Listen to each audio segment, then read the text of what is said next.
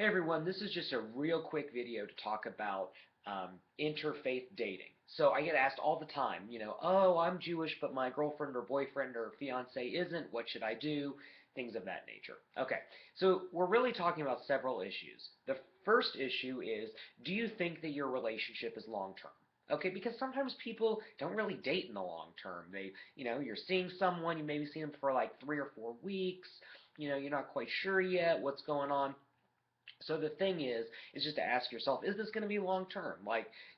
If you're dating someone in high school, in all likelihood, you're not going to marry them. You're not going to have children with them. Now, you may, but it's still unlikely. So, that's the first thing I'd say is just ask yourself, is this going to be long term?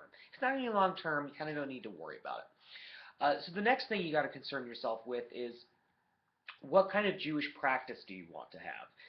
If you are sort of culturally Jewish and you're not really that interested in religion, then maybe an interfaith marriage isn't that big of a deal, right? I mean, maybe it's not the end of the world. If you're not going to have kids, maybe it's not a big deal. But here's one very important thing to think about. Regardless of whether you're dating someone who's Jewish or not Jewish, you need to ask yourself how much religion you want to have in your life. What's religion going to mean for you?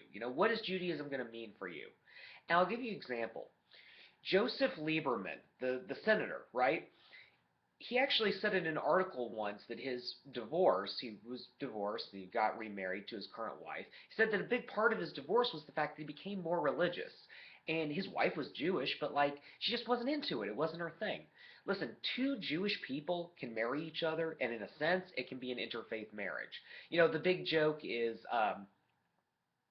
you're walking into a synagogue by yourself and you say, oh, my wife is out parking the car. Well, not really. Your wife is at home, or your husband or partner, or whatever the case is, right? Different people have different attachments to religion.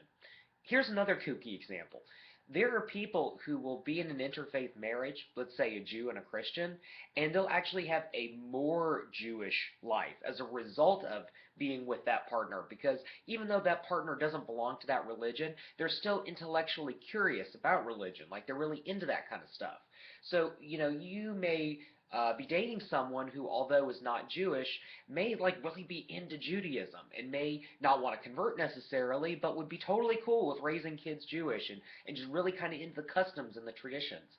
So compare that to, let's say, two secular Jews marrying each other who really aren't that interested in Judaism, and then their kids convert to Christianity later, right? I mean, I'm not saying that that happens, but it does happen, right?